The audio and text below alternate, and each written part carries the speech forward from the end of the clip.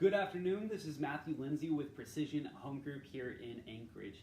Hey, coming to you live today to talk to you about stats. Now, the title of this today is Use Stats to Produce Certainty in Your Life. Now, we're going to go in and talk about stats. If you followed me for any amount of time, you know that, hey, I keep lots of stats. I'm very analytical. I love numbers, and it's just how I run my business and my life, really. And so I want to just dive into that just a little bit today. And we'll go in deeper, in the coming weeks as well. But what is a stat before we get into talking about this today?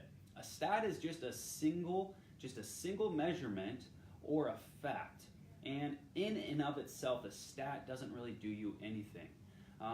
So what is an example of that? Well, if we sold one property this month, that is a stat. If we sold 20 properties this month, that is a stat. Now, in and of itself, it's not that important, but when we look at trends and we keep track of it over time, that's when it becomes important, because that's when we can start predicting, hey, this is where we're tracking, this is what we're looking to do this year, over a month, over a quarter, or over a year, this is what our production looks like.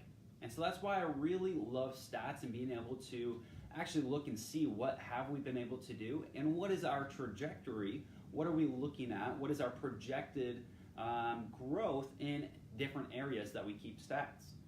So that is why we like stats here at Precision Home Group. So we use stats in all areas. So being a real estate agent, we see a lot of people multitasking, and we see a lot of busyness happening, and we see just a lot of lack of productivity.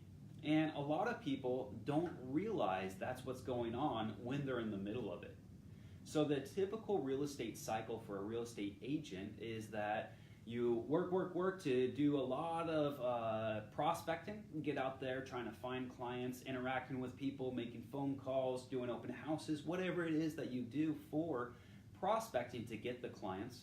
Then you get the clients, maybe a handful of them, and then you go out and you pen some deals. You go find homes for them, or you sell their homes, and now you got a bunch of homes pending, right? So once you have those homes pending, meaning you've accepted an offer on it or you wrote an offer on something, you're not doing the prospecting. You're not doing the task.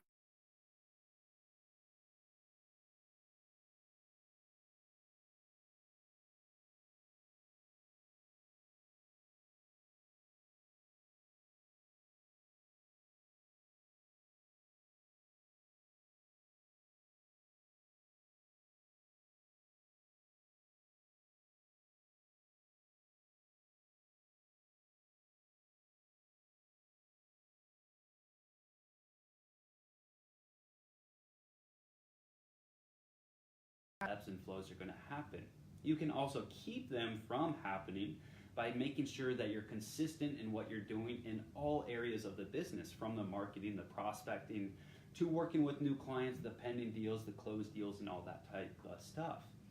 All the appointments you're going on and stuff like that.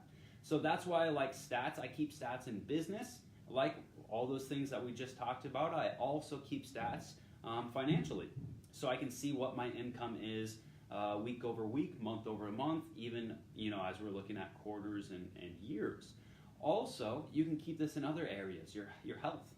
How often are you going to the gym? What are you lifting? What are you running? How far? How big? How strong are you getting? Stuff like that. Health, what are you tracking? What are you eating?